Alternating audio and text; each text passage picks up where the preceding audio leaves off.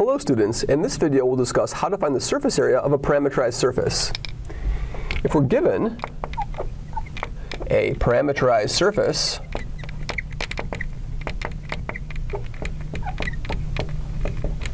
R of u and v, which is f of u and v I hat plus g of u and v j hat plus h of u and v k hat for u and v in some domain D, then the surface area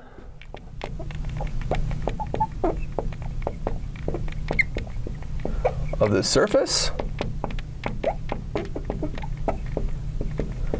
is given by the formula surface area is equal to the double integral over D of the partial of R with respect to u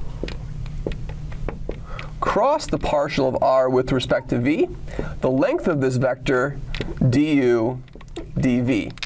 Now recall that this vector ru cross rv, so recall ru cross rv is normal to the surface. So ru cross rv is normal vector to the surface, and we can normalize it. And so this is really just the length of the normal vector to the surface, of a normal vector to the surface. If we were to find a unit normal vector, we have to take ru cross rv divided by the modulus of ru cross rv. So we're really integrating the length of that normal vector. So let's do an example of this and see how it works. So here's an example. Let's consider the plane z is equal to 12 minus 4x minus 3y in the first octant.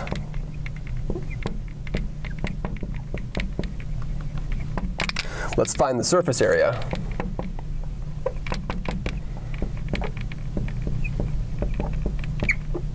Okay, so to do this, we have to parameterize this plane. So if we parameterize the plane, we have r of u and v.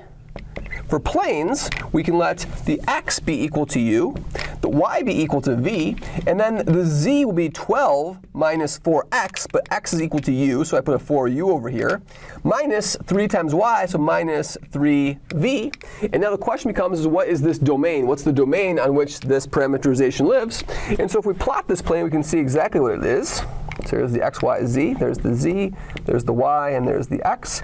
I can plot the 3 vertices because if I look at this and I plug in x equals 3 and y equals 0, so if x is equal to 3 and y is equal to 0, then z will be 0. If y is equal to 4 and x is equal to 0, then we'll have the point 0, 4, 0. And finally, if x and y are both 0, I'm at the point 12. So I'm at this point over here, 0, 0, 12. Right? And so the plane I'm getting in the first octant looks like this. It's this triangle, this 3-dimensional triangle right here. That's the surface I'm going to consider to find the surface area of. And we see that this triangle lies above its shadow in the xy plane, which is this region right over here. So this pink region in the xy plane is the region D. So what is that pink region over there? Let's plot that pink region. That pink region, there's the x-axis, there's the y-axis, and really we're at the point 0, 4. Down over here to the point 3, 0, and this is our line over here. So what is the equation of this line? Well, this is the equation line y is equal to 4 minus, now when I plug in 3 to this, I have to get back to 0.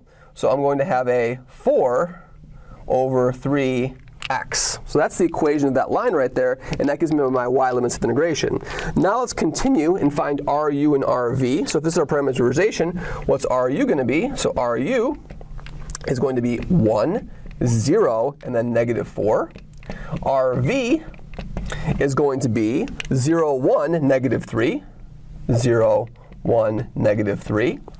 And we can cross these vectors to find ru cross rv. So what's ru cross rv? Ru cross rv is the determinant I, j, k of 1, 0, negative 4, 0, 1, negative 3. So let's compute this determinant over here. So what will the I entry be? The I entry be 0 times negative 3 minus 1 times negative 4. That's going to give me a 4I hat. What's the j entry going to be? Well, the j entry is going to be a negative 3 minus 0, but I think it's a negative sign, so I have a plus 3j hat. And the k hat entry is just going to be 1, so plus k hat.